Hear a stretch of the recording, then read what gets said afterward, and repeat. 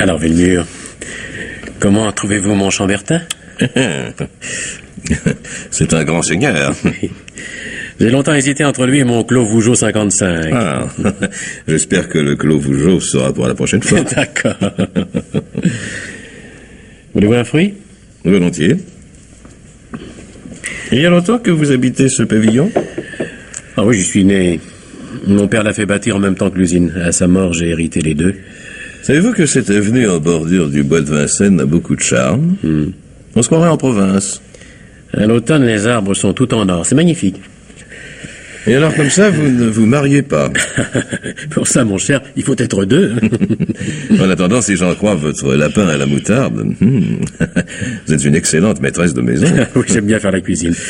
Ça n'a que l'inconvénient de laisser mon invité devant la télévision pendant que je fais mes sauces. Ah, ça doit être Daniel, vous permettez? Je vous en prie.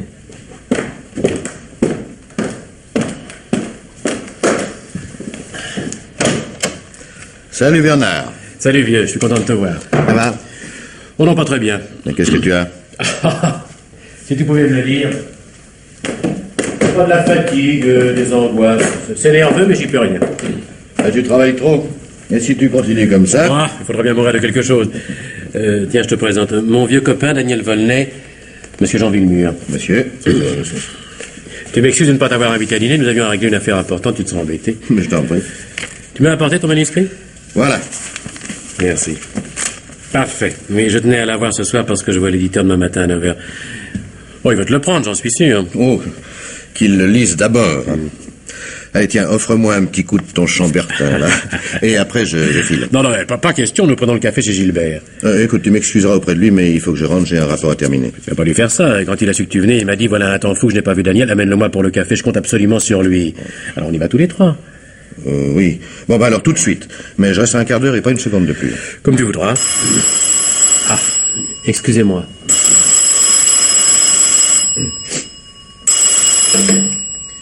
Allô? Allô? Allô, Bernard? Oui, c'est moi, bonsoir. Je vous dérange? Jamais, vous le savez bien. Comment ça va? Un petit peu mieux? Oh, pas trop, non.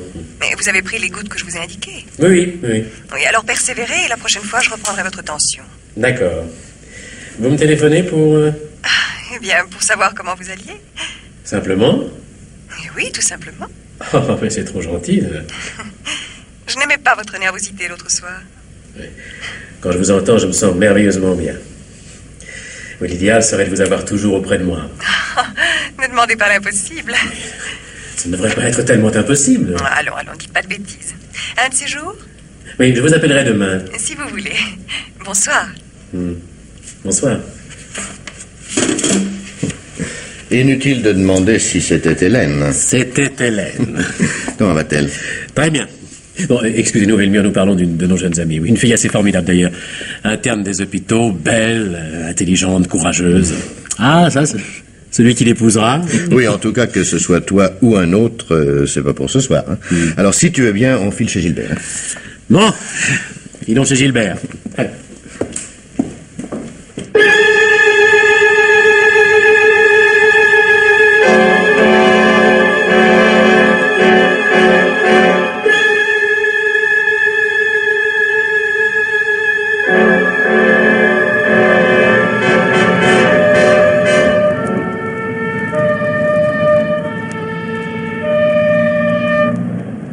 Allez, voilà.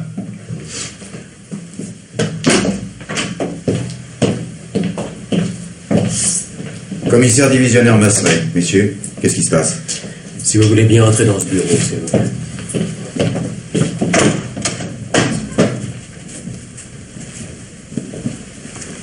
Oh. Il est mort? Vous savez, un coup de poignard dans le cœur. Le corps est encore tiède, ça ne date pas de longtemps. Qui est-ce? Gilbert Larocque, un ami. Nous sommes ici chez lui. Qui êtes-vous, messieurs? Bernard Guéret. Gilbert était le directeur technique de mon usine, un vieux copain de promotion. J'habite le pavillon d'à côté. Mes amis étaient chez moi, nous étions invités à venir ici prendre le café. Nous avons d'abord été surpris de trouver la grille du jardin ouverte. Nous traversons le jardin, nous sonnons, pas de réponse, pas de lumière. Nous faisons le tour et nous entrons par la cuisine. Gilbert était dans le bureau. Oui, j'ai vu tout de suite qu'il était mort. Oui, nous vous avons téléphoné. Morel, tu fais le nécessaire pour le labo. Merci.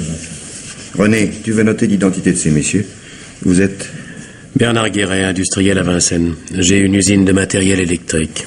Et vous, monsieur? Jean Villemur, ingénieur conseil. Et moi, Daniel Volney, conseiller référendaire à la Cour des comptes. Je vous remercie. Voyons. Connaissiez-vous ce poignard? Appartenait-il à la victime? Oui, il s'en servait comme coupe-papier. Quand l'avez-vous vu vivant pour la dernière fois? Ce soir, à 8 heures. Moi aussi, j'étais avec Monsieur Guéret. Vous vous trouviez à quel endroit? Devant la grille de cette maison, il est rentré chez lui. À quelle heure avez-vous découvert le corps? 9h10, 9h15. L'assassinat a donc eu lieu entre 20h et 21h15. Avez-vous une idée de ce qu'il a pu faire pendant ce laps de temps? Il attendait quelqu'un. À 20h30, il nous l'a dit avant que nous nous quittions pour aller dîner. Je ne vois pas, Villemur, pourquoi vous mentionnez ce rendez-vous. Daniel et moi pouvons témoigner qu'il s'agit d'un garçon au-dessus de tout soupçon. De qui parlez-vous? Laissez donc. Excusez-moi d'insister, vous semblez vouloir épargner un ami, monsieur Guéret, c'est un sentiment qui vous honore, mais vous comprendrez que j'ai le plus vif désir de connaître une personne qui avait précisément rendez-vous avec la victime à 20h30. Son nom, je vous prie, son adresse. Bien, Marc Belmont, 8 rue Campagne Première. Naturellement, moi, je suis de la ville Bernard. Marc ne peut être soupçonné un seul instant d'avoir tué un ami. Je ne demande qu'à vous croire. Maintenant, messieurs, je me vois obligé de vous demander où chacun de vous se trouvait entre 20h et 21h15. Monsieur Villemur. Eh bien, j'ai travaillé tout l'après-midi à l'usine avec Gilbert Larocque. Puis, vers 8h, son patron et moi l'avons reconduit jusque chez lui. Cette maison est mitoyenne avec celle de Monsieur Guéret, chez qui j'ai dîné. À 9h, Monsieur Volney est arrivé et nous sommes venus ici tous les trois pour prendre le café. Vous savez le reste. Vous, monsieur le conseiller, vous n'avez pas dîné avec ces messieurs? Non, ils avaient à parler à faire. De 8h à 9h, j'étais au Marronnier. C'est un petit restaurant tout près d'ici. Je vous remercie. Et dites-moi maintenant, les relations entre ce monsieur Belmont et la victime étaient-elles bonnes? Excellente. Bon, enfin... Daniel, je t'en prie. Écoute, notre rôle, Bernard, est d'éclairer la police. Elle est suffisamment prudente pour ne pas tirer de conclusions hâtives de faits que nous n'avons tout de même pas le droit de cacher. Non, monsieur le commissaire, la femme de Marc Belmont était la maîtresse de Gilbert. Ah. Le mari le savait? Oui, Christine avait demandé le divorce. Il y avait consenti? J'ai cru comprendre qu'il avait du tirage et que Gilbert avait convoqué Marc pour lui offrir la forte somme. Pour acheter la liberté de sa maîtresse. Il voulait l'épouser. Ce Belmont a une belle situation? Pour tout dire, il est artiste peintre. Et pour réussir dans ce métier... Enfin, c'est d'ailleurs une des raisons pour lesquelles sa femme voulait le quitter. Je vous remercie. René, oui, tu me convoques ce monsieur Belmont pour demain matin 9h. Bien, patron.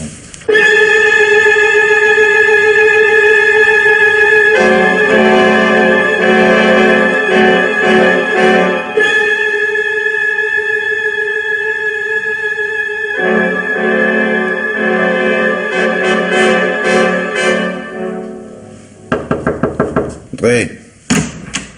Commissaire Masseret, s'il vous plaît. C'est moi. Bonjour, monsieur, je suis Marc Belmont. Ah, très bien. Asseyez-vous. Merci. Vous êtes artiste peintre, m'a-t-on dit. Oui. Vous vous intéressez à la peinture? Ma misère, oui. Vous en faites vous-même? Quelquefois, le dimanche. Un jour, j'ai visité une exposition des artistes de la préfecture. Oui. Eh bien, il y avait sur la quantité quelques toiles remarquables. Oh, pardon. Ne vous gênez pas, je vous en prie. Mais si vous le voulez bien, nous allons quitter la peinture pour l'assassinat, considéré également comme un des beaux-arts. Il s'agit, vous n'en doutez pas, n'est-ce pas, de l'assassinat de votre ami Gilbert Larocque. Ne m'en parlez pas. Parlons-en, au contraire. Je viens d'apprendre la nouvelle par le journal. Que s'est-il passé? Ah, ce serait plutôt à vous de me le dire. Moi? Oui. Pourquoi? Vous n'aviez pas rendez-vous avec lui hier soir? Première nouvelle. Gilbert Larocque a déclaré à 2 personnes dignes de foi qu'il vous attendait chez lui à 20h30. Non, mais qui sont ces plaisantins? Messieurs Guéret et Villemur. Villemur connaît pas. Et Guéret, vous connaissez? Très bien. Le croyez-vous capable de mentir? Non, mais je m'explique pas. Vous niez donc être allé hier soir à 20h30 voir Gilbert Larocque dans son pavillon de Vincennes. Formellement? Alors à cette heure-là, où étiez-vous? Dans mon quartier. J'ai beaucoup travaillé et j'ai fait à pied le tour du cimetière Montparnasse. Ah oui? Quelqu'un pourrait en témoigner? Ah non. Si j'avais pu prévoir... Ouais, donc pas d'alibi. Je le regrette bien. Je vous rassure tout de suite. Quelqu'un vous a vu. Hein? Pas autour du cimetière Montparnasse. Et où, alors? Vous n'avez pas reconnu le gros monsieur qui attend dans le couloir? Non? Lui vous a reconnu. Quand vous êtes entré, il me faisait dans votre dos des signes éloquents. Nous allons vous mettre en présence l'un de l'autre. Monsieur Vaison, s'il vous plaît. Voilà. Ah, commissaire. Je commençais à piaffer. Vous avez compris mes signes, hein, c'est lui. Il a d'ailleurs la même canadienne et les mêmes gants qu'hier soir. Mais qui est cette personne? Hier soir, en sortant de chez M. Larocque. Il n'a peut-être pas bousculé, non? Les yeux hagards. À peine si vous vous êtes excusé. Puis vous avez filé comme si vous aviez déjà la police aux fesses. Moi? Oui, vous. Vous n'allez pas me traiter de menteur parce que alors mon petit gars, ça irait mal, hein? Je promenais mon chien après le dîner. Vous êtes sorti du jardin comme un diable d'une boîte et vous m'avez bousculé. Osez dire que c'est pas vrai, hein? Osez. Je m'en souviens pas. Ben pour Dieu, pourtant je suis assez gros. En sortant, vous ne vous rappelez pas avoir heurté quelqu'un? Ah non! Enfin, c'est-à-dire que je... Trop tard. Vous venez de vous couper. C'est vous qui êtes sorti de chez Larocque à 20h40. Ah ben oui, là, je le reconnais. Vous êtes content? Alors pourquoi m'avoir soutenu que vous n'étiez pas allé à Vincennes? Et parce que j'ai peur, figurez-vous, parce que j'ai peur. Je me sens traqué par une espèce de fatalité qui va vous amener à conclure de la meilleure foi du monde que j'ai assassiné Gilbert. Aviez-vous, oui ou non, rendez-vous avec Larocque? Et oui ou non, y êtes-vous allé? Oui. Mais je ne l'ai pas vu. Sans blague. Je vous le jure. Racontez-nous ça. D'abord, j'ai été surpris de trouver la grille ouverte. J'ai traversé le jardin et je suis allé sonner au perron. Personne ne m'a ouvert. À l'intérieur, pas de lumière. J'ai appelé, rien. Alors je suis reparti. Et vous n'avez pas eu l'idée de tourner autour de la maison et d'entrer par la cuisine? Je ne vois pas pourquoi. Je viens voir quelqu'un, je ne trouve personne, je repars. Je me suis dit, il y a eu un malentendu, ou alors Gilbert a été obligé de s'absenter sans avoir eu le temps de me prévenir. Oui, j'ai heurté monsieur, c'est vrai. Mais je n'avais pas les yeux hagards. Avouez qu'il n'y avait vraiment pas de quoi. Et si je suis parti d'un pas vif, c'est qu'il faisait froid et que j'étais furieux d'avoir perdu ma soirée. Vous n'avez donc pas vu monsieur Larocque? Je vous ai dit que non. Ah ça, mais est-ce que vous me prenez pour un imbécile, vous? Vous espérez vous en tirer avec un mensonge de plus? Mais puisque je vous répète... Une seconde.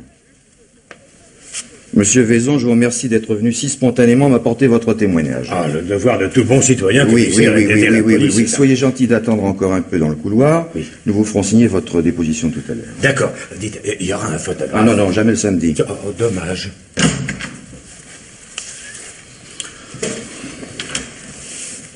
À nous deux maintenant. Quel était, monsieur Belmont, le but de votre rendez-vous avec Larocque? Ça ne vous regarde pas. On n'est pas ce ton, voulez-vous? Je suis nerveux, excusez-moi. Vous connaissiez les relations de votre femme avec la victime? Naturellement. Elle vous avait demandé le divorce? Oui. Et vous refusiez pour emmener Larocque à acheter aussi cher que possible votre acceptation. Et qui a pu vous raconter une énormité pareille? Mais jamais de la vie. J'ai toujours été d'accord pour divorcer, trop content qu'un autre me débarrasse d'une femme invivable. Vous ne pouviez pas subvenir à ses besoins. Ah non, n'exagérons rien. Je suis un peu bohème, d'accord. Mais ma femme n'a jamais manqué de rien. C'est elle, commissaire, qui a voulu m'épouser. Parce qu'un malheureux critique avait écrit que j'étais le fils spirituel de Picasso. Alors elle voyait des milliards à l'horizon. Il a fallu déchanter, moi je n'y peux rien. Personnellement, j'aurais aimé avoir une compagne qui est autre chose qu'un coffre-fort à la place du cœur. Larocque vous avait convoqué pour vous offrir de l'argent. Ah non, pardon. Ce rendez-vous, c'est moi qui l'ai demandé. Avant de savoir qu'il était l'amant de ma femme, j'avais accepté qu'il me prête 10 000 francs. Et je devais les lui rendre en fin de mois. Et je voulais lui demander un délai. Oui, j'expose en ce moment à Lucerne. Je commence à vendre pas mal, mais je n'aurai l'argent que dans 6 semaines. Il aurait sûrement accepté. Entre lui et moi, il n'y avait aucun motif de conflit, pas même ma femme. Je suis navré, Belmont, mais vos paroles ne sont étayées par rien. Absolument rien. Tandis que par ailleurs, les charges les plus sérieuses s'accumulent contre vous. Ce rendez-vous de 20h30, vous avez commencé par le nier. Racontant qu'à l'heure du crime, vous promeniez dans votre quartier.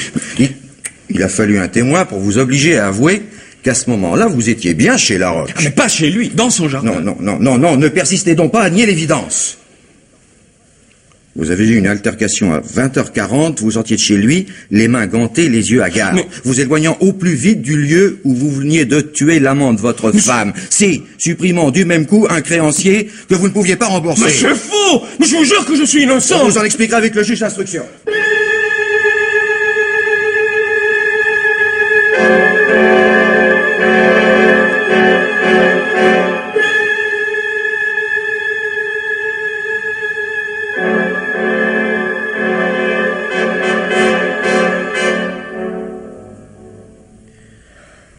Voilà, ma pauvre Hélène. Le juge d'instruction conclut lui aussi à la culpabilité de Marc.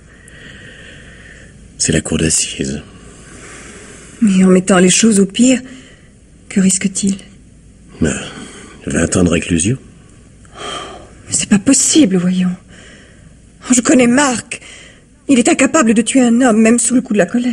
Un moment de folie, peut-être. Mais des aliénés, Bernard, j'en vois toute la journée. Je peux vous assurer, moi, que Marc est parfaitement sain d'esprit. Non, il s'est passé autre chose. Il s'est sûrement passé autre chose. Quoi, hein? Comment le savoir? Enfin, je vous remercie. Vous êtes gentil de vous être rendu si vite à mon appel. J'avais hâte de savoir. Vous aimez beaucoup Marc? Oui. J'ai pour lui une grande affection. Il était très seul. Nous sortions souvent ensemble. Nous visitions des expositions, nous allions à des concerts. Nous nous passions des bouquins. J'aimais son humour, sa finesse. Peut-être aussi ses réactions de grand gosse naïf. Tout ce que déteste sa femme. Oui. Il va vous manquer. Beaucoup. Hélène, quand vous vous sentirez seule, appelez-moi. Oui, merci. Je suis prêt, moi aussi, à aller voir les tableaux, à écouter de la musique, vous m'apprendrez.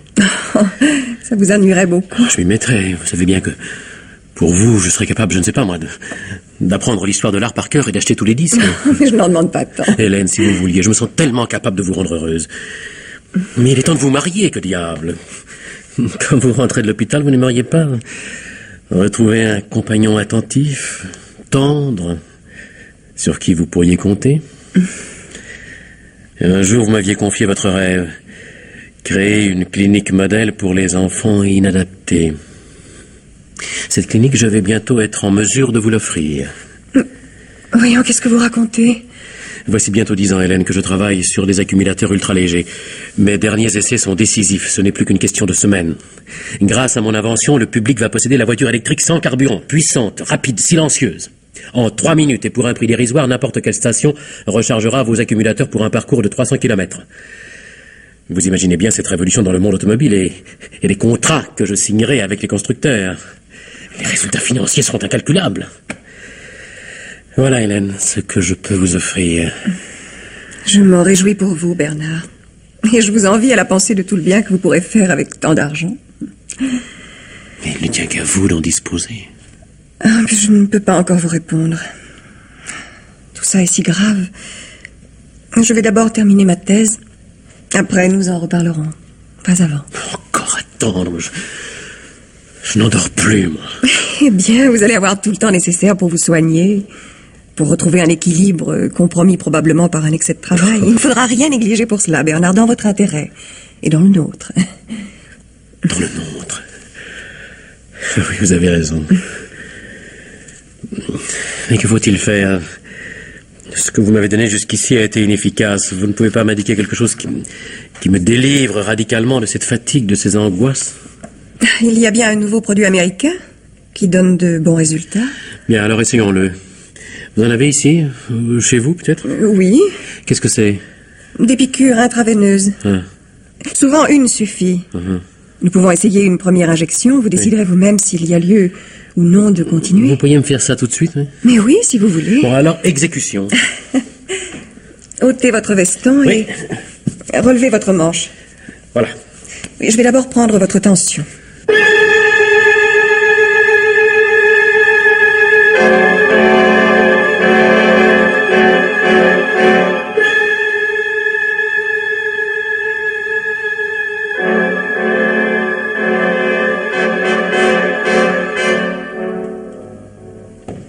Bonjour, monsieur le juge. Je suis Daniel Volney. Monsieur le conseiller. Voici mademoiselle Hélène Ferrière, dont je vous ai parlé. Monsieur le juge. Mademoiselle, si vous voulez prendre place, vous connaissez le commissaire Masseret. Bonjour, monsieur Volney. Je n'ai pas l'honneur de connaître mademoiselle. Monsieur le commissaire. Monsieur le conseiller, nous voici donc réunis, comme vous me l'avez demandé.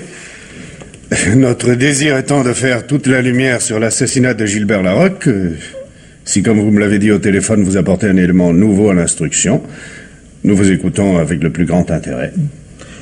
Eh bien, messieurs, nous venons, Hélène Ferrière et moi, vous déclarer que Marc Belmont est innocent et vous allez en avoir la preuve irréfutable.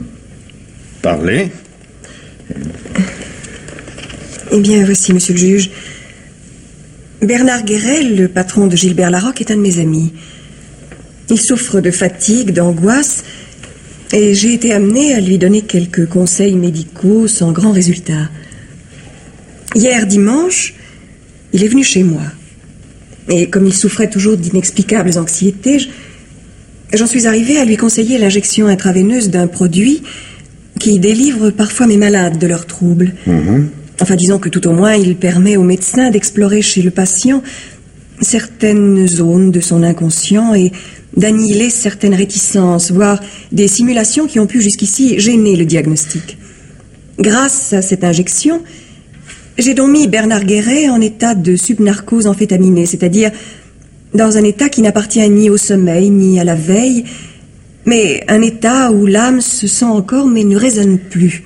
Je suis restée penchée sur lui, mon visage au-dessus du sien, à lui parler, à observer ses réactions.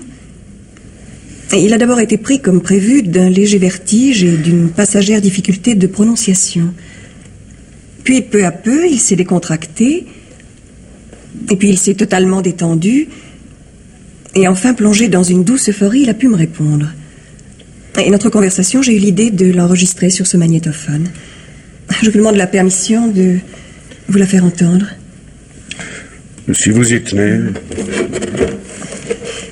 Je tiens à souligner que les soupirs et les gémissements de Bernard Guéret ne sont aucunement dus à une souffrance, si légère soit-elle. Non, au contraire, ils sont le fait d'une réelle libération. Tout ce qu'il dit n'a pour lui aucune importance.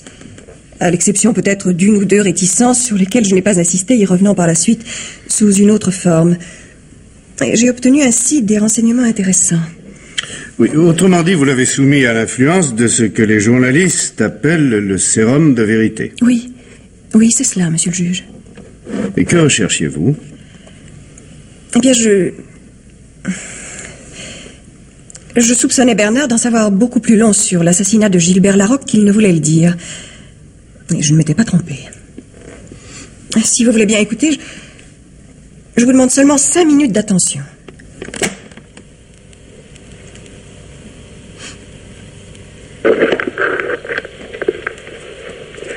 Alors, Bernard, comment vous sentez-vous?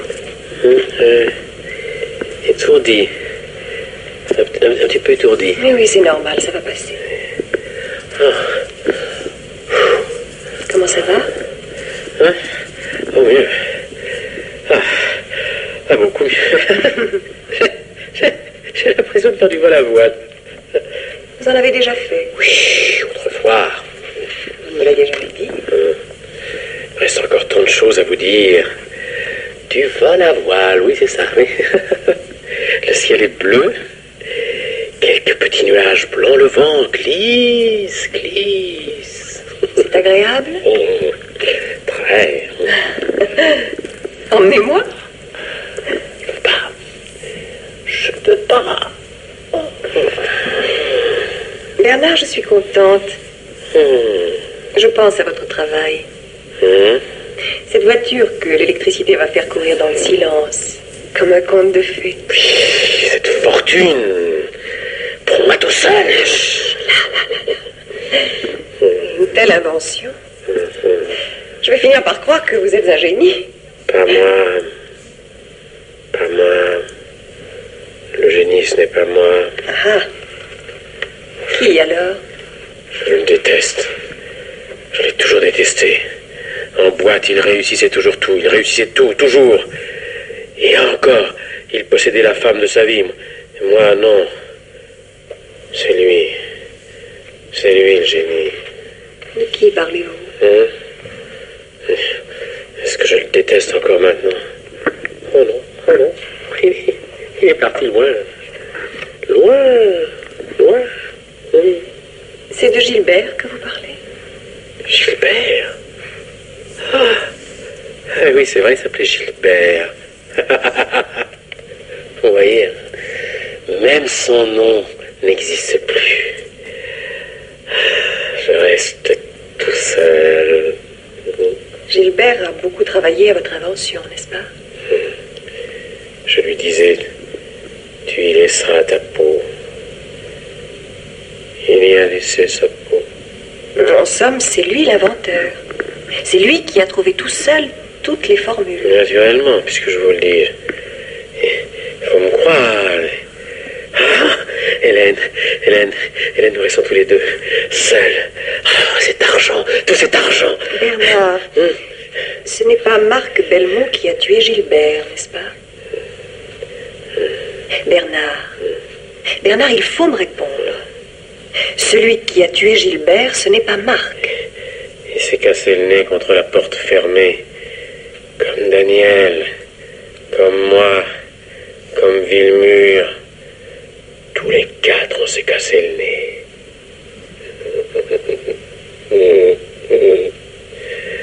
Le mort dormait à l'intérieur. Et donc pas Marc qui a tué Gilbert. Hein? Puisque je vous dis que non, il faut me croire. Personne ne l'a tué. Personne. Il s'est suicidé? Mais non. Ah, et puis, laissons tous ces gens, ils nous ennuient.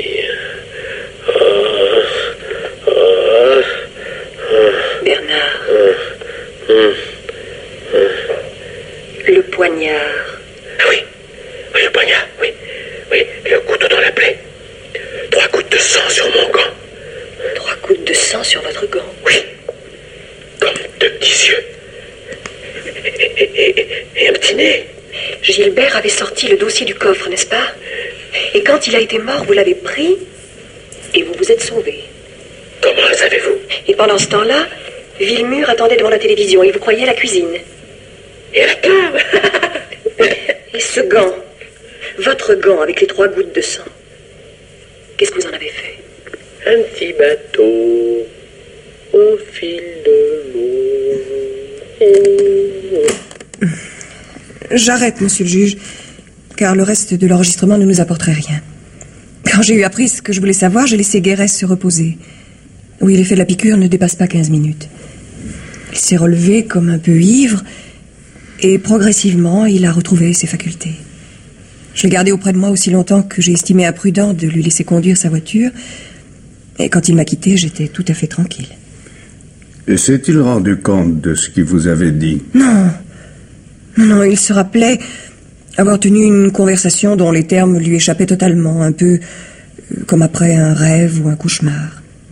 Pour lui, une seule chose comptait, l'euphorie dans laquelle il se trouvait. Est-ce parce que vous aviez l'intention de le soumettre à cet interrogatoire que vous l'avez amené à accepter la piqûre? Oui. Moi, je n'avais qu'une idée, le faire parler. C'est moi qui lui avais demandé de venir. Je savais son état psychique déficient. La subnarcose allait peut-être me permettre de découvrir les raisons de ses angoisses et de le soigner en connaissance de cause, mais aussi j'étais déterminée à lui faire dire tout ce qu'il savait sur l'assassinat de Gilbert. Vous le soupçonniez donc? Peut-être, je ne sais pas.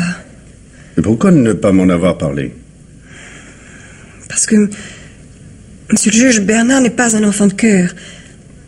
Il a su profiter du rendez-vous de 20h30 pour laisser accuser un innocent et commettre un crime parfait. Il n'y a aucune preuve contre lui. Faire avouer de sang-froid n'est pas davantage imaginable. Seule la torture pourrait l'y forcer. C'est pourquoi nous n'avons pas hésité à employer la subnarcose. Et vous avez entendu le résultat. Nous connaissons maintenant la vérité. Enfin, vous êtes bien de notre avis, monsieur le juge, cet enregistrement innocente Marc Belmont. Oui. Oui, et Guéret, là, s'accuse clairement d'avoir assassiné Gilbert Larocque. Oui. Vous allez donc libérer Marc et arrêter Bernard? Non. Que dites-vous? Et je dis non, hélas, mademoiselle, car la loi m'ordonne de considérer cet enregistrement comme nul et non avenu.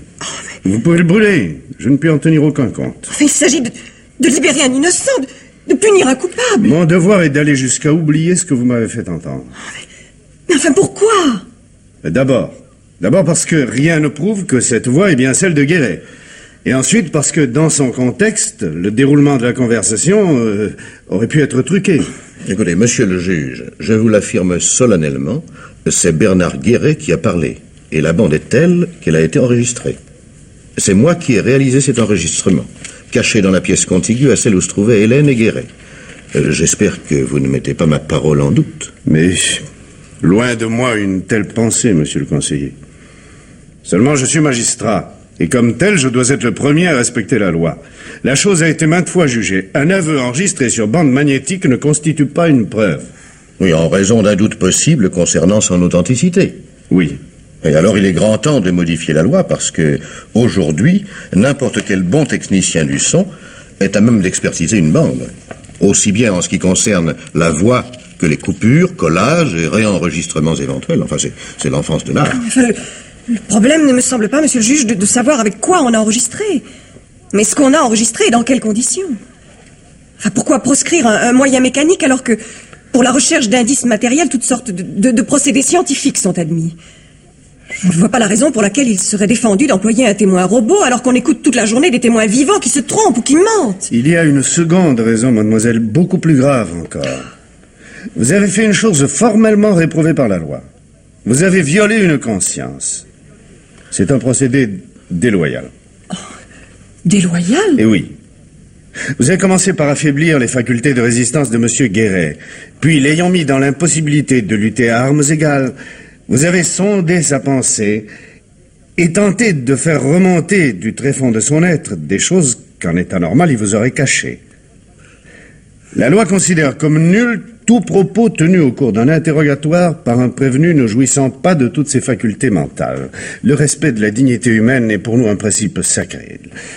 L'article 879 du Code pénal spécifie que le magistrat ne peut en aucun cas extorquer un aveu par la ruse ou la violence. Il n'y a pas eu de violence. Et si. Votre procédé est le même que celui de la torture, puisque tous deux ont pour but d'annihiler les facultés de résistance du prévenu. Alors vous préférez un adversaire qui vous dit sciemment des mensonges? Je lui laisse ses armes, mademoiselle. Et le mensonge en est une. Et le code est à ce point formel qu'avant d'interroger un prévenu, le magistrat ne peut en aucun cas lui faire jurer de dire la vérité. Chaque fois que cela s'est produit, la Cour de cassation a annulé la sentence. C'est aberrant. Enfin, mademoiselle. Qui vous prouve que les aveux recueillis sur cette bande ne sont pas les fruits d'une imagination troublée par le produit injecté. Ah, vous avez plongé votre patient dans une sorte de rêve. Qui n'a rêvé, au moins une fois dans sa vie, avoir volé ou tué son voisin?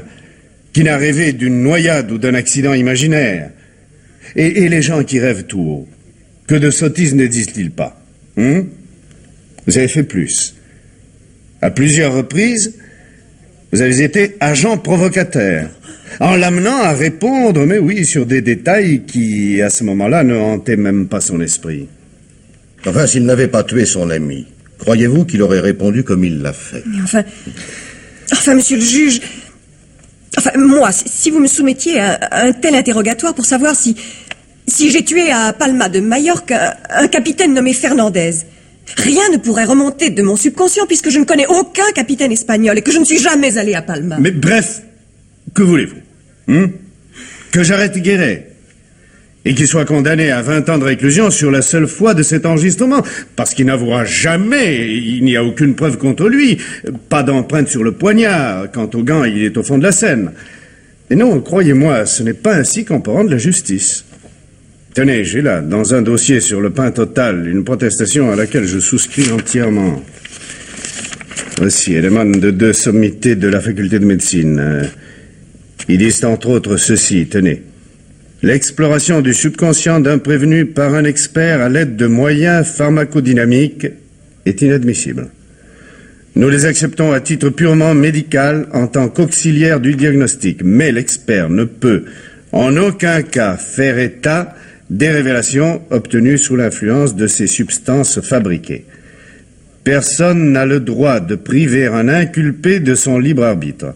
Nous n'accepterons jamais des méthodes qui utilisent la chimie pour savoir si oui ou non il faut punir un être humain, car le droit français ne présente aucune équivoque quand il pose pour principe que tout individu est présumé innocent. Mais enfin, monsieur le juge, êtes-vous resté impassible quand vous avez entendu le coupable avouer son crime? Mes réactions d'homme privé ne regardent que moi, mademoiselle. Le magistrat que je suis ne devant considérer qu'une chose, cet aveu a été obtenu par un moyen déloyal. Ah non, monsieur le juge, je n'accepte pas ce... Mais il faudra vous y résoudre. Et admettre une fois pour toutes l'obligation dans laquelle je me trouve d'employer des méthodes dépourvues d'ambiguïté. Un jour, le juge d'instruction Moreau a été désavoué rien que pour avoir déguisé sa voix au téléphone. Un autre l'a été dans l'affaire de Tulle, pour avoir fait appel à l'hypnotisme. Et la correspondance. Quelles que soient les difficultés de l'enquête, la gravité du crime, l'abjection du criminel, il est interdit de violer le secret d'une lettre. Émile Augier a dit, rappelez-vous, il est une chose plus inviolable qu'un coffre-fort, c'est le cachet d'une enveloppe, car il est fragile. Oui, je sais. Il est également interdit de pénétrer sans mandat chez un citoyen et de surprendre une conversation téléphonique par table d'écoute. Et Dieu sait pourtant si la police s'en prive. Attention. Les fonctions de policier et celles de magistrat instructeur ne sont pas sur le même plan. Oui. Le policier est un enquêteur en contact direct avec le crime et les criminels. Le juge, lui, est placé, excusez-moi, serait sur un plan plus élevé. Il ne s'agit plus de police, il s'agit de justice. Un juge d'instruction qui s'affilierait à une bande de truands pour en faire avorter les projets se couvrirait de discrédit. Mais le gendarme Mallet, qui de cette manière a sauvé au XIXe siècle les caisses de la ville de Brioude, n'a fait que son devoir. Bien que les déguisements fussent formellement interdits à la gendarmerie. Ils le sont toujours d'ailleurs. Bon, enfin, puis-je savoir, monsieur le juge, ce que vous comptez faire? Mais rien que mon devoir. Vous pouvez emporter cet enregistrement. Je n'ai jamais entendu. Et enfin, avec ce que vous savez maintenant, vous n'allez pas libérer un innocent? Non. Et j'ai pas besoin de vous dire à quel point cette réponse peut m'être pénible. Notre métier aussi a ses drames. Mais alors que faire? Nous en remettre à la décision des jurés. À moins que d'ici là intervienne une preuve légale de l'innocence du prisonnier. Ce que je souhaite plus encore, c'est l'aveu du coupable. Mais obtenu autrement que par des moyens proscrits par la loi. Alors, ceci dit, je vous prie de bien vouloir m'excuser. Et l'autre affaire m'attend. À bientôt, j'espère. Mais oui, à bientôt certainement, monsieur le juge. Messieurs.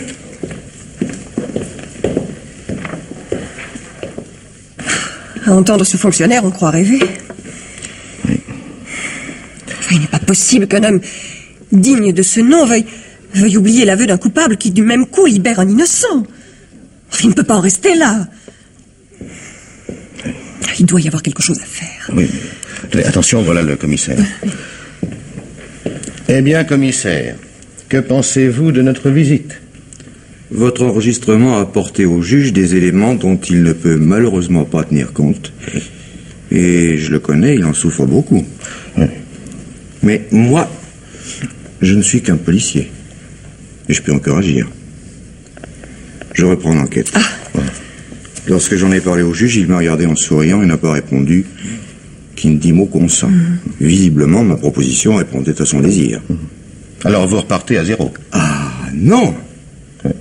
Moi, je repars de l'enregistrement. Nous allons le réécouter ensemble et en tirer tout ce qui peut nous servir. Mais à quoi? À faire avouer le coupable.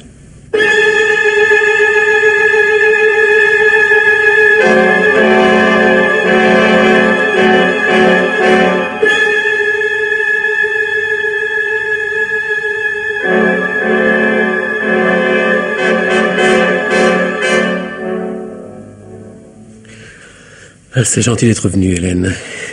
Avez-vous dîné? Oui, merci. Alors, qu'est-ce qui se passe? Je voulais vous voir au sujet d'hier.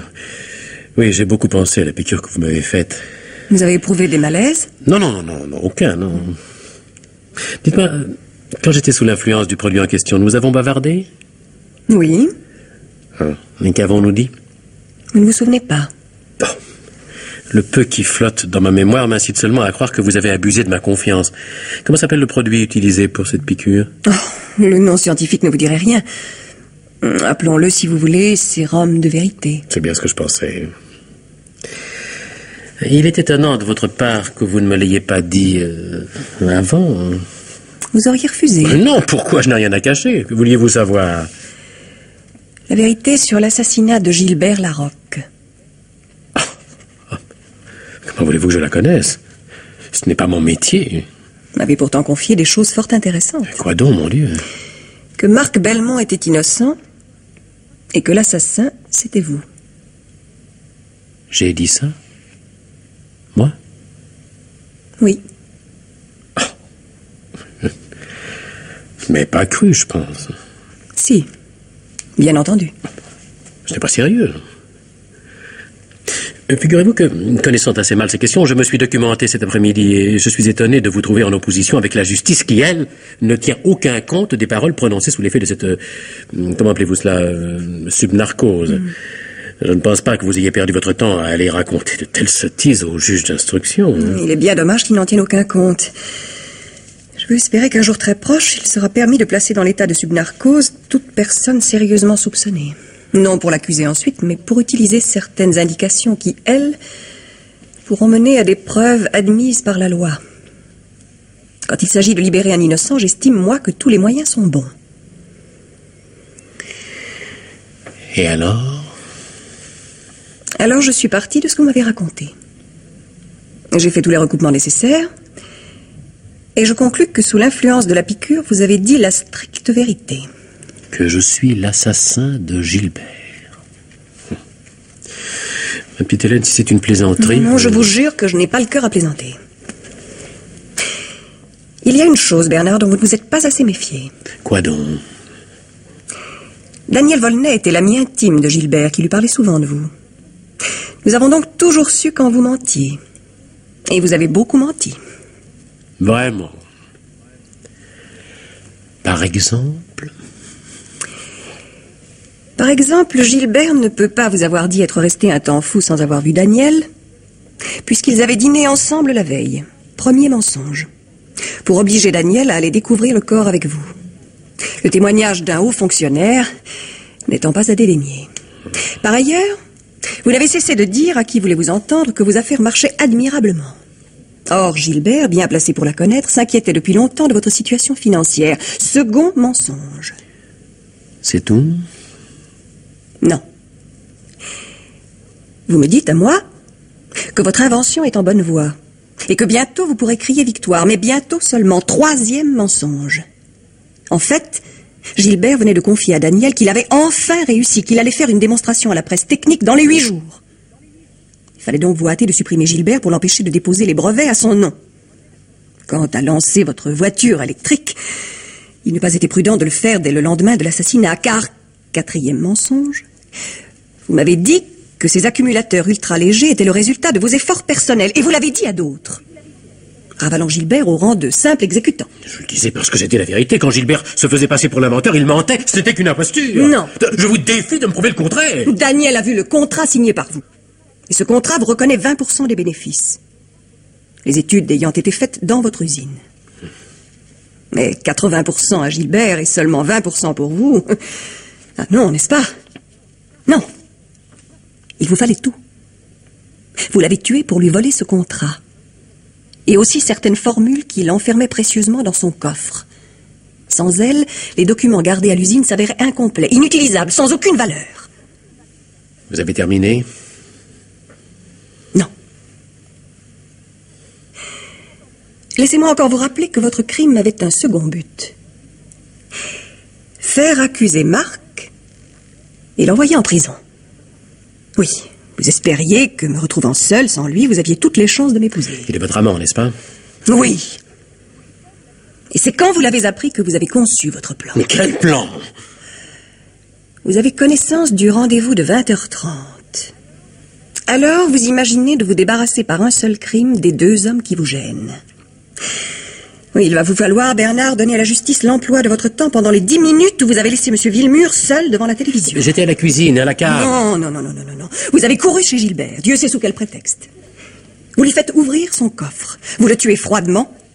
Vous volez le dossier qui contient les formules et le contrat et vous prenez la fuite. Non, ne dites pas non. On a ouvert le coffre cet après-midi. Le dossier n'y était plus. Laissez-moi rire. Vous croyez pas une telle imagination? Et les 3 gouttes de sang sur votre gant, je les invente? Amusant. Je vous ai parlé d'un gant avec 3 gouttes de sang. Oui. Oui. C'est qu'alors j'ai autant de fantaisie que vous. Alors ma chère, le chagrin vous fait dire n'importe quoi. Comme avec votre pharmacie, vous m'avez fait dire les plus charmantes folies. Heureusement que la justice est une femme sérieuse, sinon où irions-nous? Tout ce que vous venez de dire est faux, ma pauvre Hélène. Je n'ai jamais eu de contrat avec Gilbert, qui n'était chez moi qu'un salarié. Et je n'ai jamais volé de formule à qui que ce soit, pour la bonne raison que le seul inventeur, c'est moi. Dans ce cas, Bernard, je suis navré, excusez-moi. Bien plus, je vous pardonne. Ce que je vous ai raconté est faux. Alors, décidément, dans cette histoire, tout est faux. Pardon? Les formules que vous avez volées dans le coffre, mon pauvre ami, elles sont fausses, elles aussi. Quoi? Qu'est-ce que vous dites? Je dis que votre coup est manqué. Que vous avez assassiné pour rien. Gilbert se méfiait de vous. Ces formules, les vraies, c'est Daniel qui les a en dépôt. Celles qui se trouvaient dans le coffre sont fausses, archi fausses. C'est pour me faire du mal que vous me racontez ça. Dites, c'est pas vrai. Assassin et voleur pour rien. Pour rien? C'est pas possible, ça. C'est pas possible. Et si. Vous avez perdu sur tous les tableaux. Voilà aussi pauvre qu'avant. Et maintenant, vous allez être arrêté. Vous n'avez pas de preuves. Vous n'en aurez jamais. Si, monsieur Guéret. Nous en avons une maintenant. Ce commissaire, mais de quel droit? J'ai tout entendu, figurez-vous. Votre affolement en apprenant que les formules sont fausses équivaut à un aveu. Comment? Vous avez tué pour voler. Et quand vous vous voyez rouler, vos nerfs craquent. Vous montrez votre vrai visage. Merde. Tendez-moi vos poignets vite. J'ai idée que le juge d'instruction va être ravi de vous voir.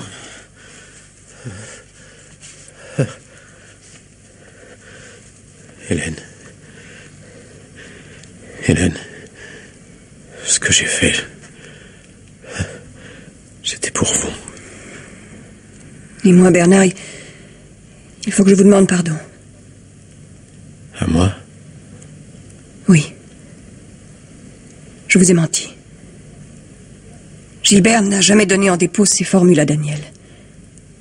Celles que vous avez volées étaient les bonnes.